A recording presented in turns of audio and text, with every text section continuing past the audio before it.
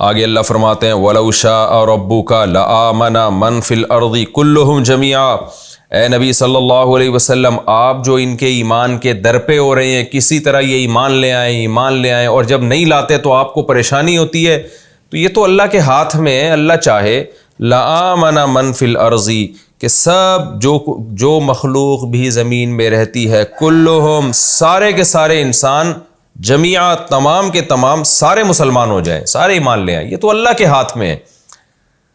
تو ظاہر ہے اللہ اگر نہیں کر رہا تو اس کا مطلب کوئی وجہ ہے، کوئی حکمت ہے۔ وہ حکمت کیا ہے؟ آزمائش ہے۔ جس کا دل چاہے گا ایمان لائے گا، جس کا دل چاہے گا نہیں لائے گا۔ تو افانت تکرہ الناس، تو کیا ہے محمد، تو کیا آپ تکرہ الناس، لوگوں کو مجبور کریں گے کیا، حتی یکونوا مؤمنین، کہ وہ سارے مومن ہو جائیں؟ یعنی اس وقت تک آپ ان پہ جبر کرتے رہیں گے کہ یہ مومن، جب تک کہ یہ سارے مومن نہ ہو جاتے؟ ظاہر ہے یہ جبر آپ کر نہیں سکتے۔ کیا مطلب؟ یہ ایسے ہے جیسے ہم، آپ کا کوئی ریلیٹو ہو، کسی کو تبلیغ کر رہا ہو اور وہ مان نہ رہا ہو، تو آپ اسے کیا کہتے ہیں؟ کیا بھائی تو اس پر اتنی زبردستی کر سکتا ہے کہ یہ جب تک یہ مومن نہیں ہوتا تو اس کو مجبوری کرتا رہے؟ ظاہر نہیں ہو سکتا نا ایسے، تو اس لیے ہم اس کو کہتے ہیں بھائی پھر اس کو اپنے حال پہ چھوڑ دے۔ تو نبی صلی اللہ علیہ وسلم کے دل میں لوگوں کے ایمان لانے کی حرص اتنی زیادہ تھی اور آپ کو اتنی فکر تھی۔ دو وجہ سے فکر تھی آپ صلی اللہ علیہ وسلم کو۔ ایک تو اس لیے بھی کہ انسانیت پہ رحم کا جذبہ، کہ یہ جہنم کی آگ سے بچ جائیں۔ دوسرا اس لیے بھی کہ اگر یہ ایمان نہ لے کر آئے تو ایسا نہ ہو کہ میری تبلیغ میں کوئی کمزوری ہو، پھر قیامت کے دن مجھ سے سوال ہوگا کہ آپ اپنے مشن کی تکمیل نہیں کر کے آئے۔ تو اس لیے اللہ نے کہا کہ آپ جو ان کے در پہ ہو گئے ہیں، تو اللہ چاہے تو سب کے دلوں کو پھیر دے۔ جب اللہ نہیں پھیر رہا، اللہ تو جبر کر سکتا ہے، زبردستی دلوں کو جو ہے نا گھما دے ایک طرف۔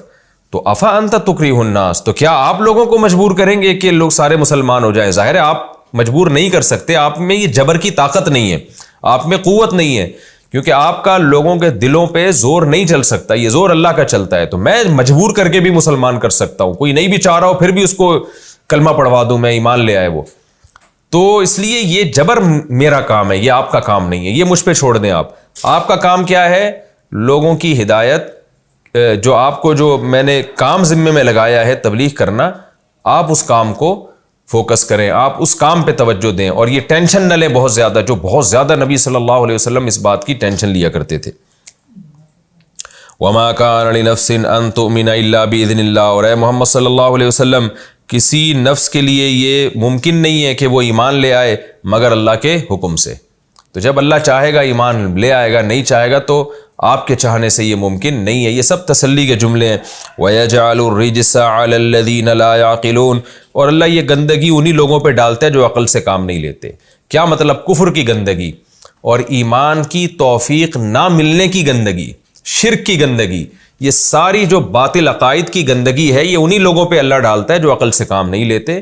یعنی یہ بھی ایک اشکال کا جواب ہے کہ اللہ تو جو ہے نا گویا زبردستی تو نے معاذ اللہ لوگوں کو کافر بنایا ہوا ہے، تو اللہ اس کا جواب دیتے ہیں کہ نہ، ہم نے بھی فرق کیا ہوا ہے کہ جو عقل سے کام لے گا اس کو ہدایت ملے گی، جو نہیں لے گا تو اس کے بارے میں اللہ کی چاہت پھر یہی ہوتی ہے کہ اس کو ہدایت نہ ملے۔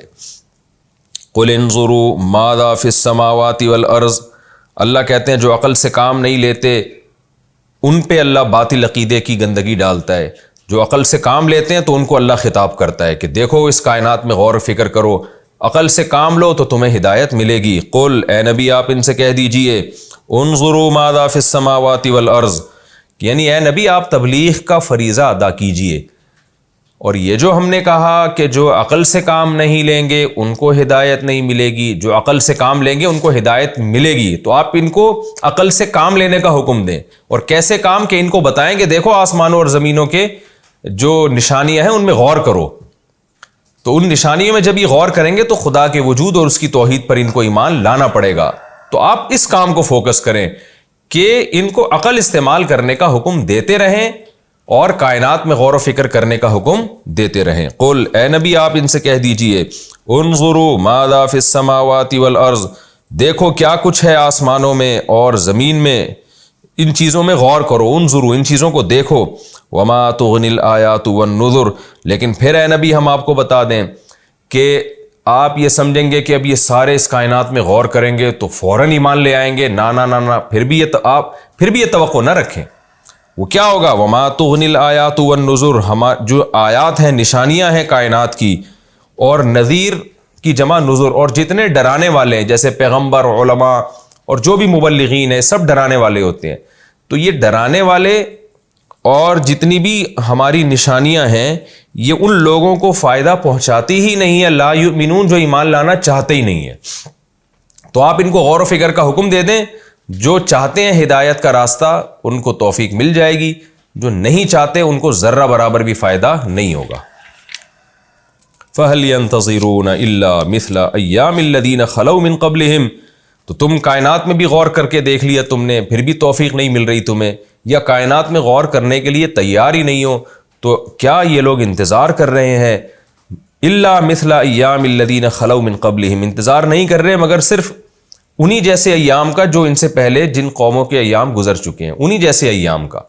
پچھلی قومیں ہلاک ہوئی ہیں تو کیا یہ لوگ بھی ہلاکت کا انتظار کر رہے ہیں؟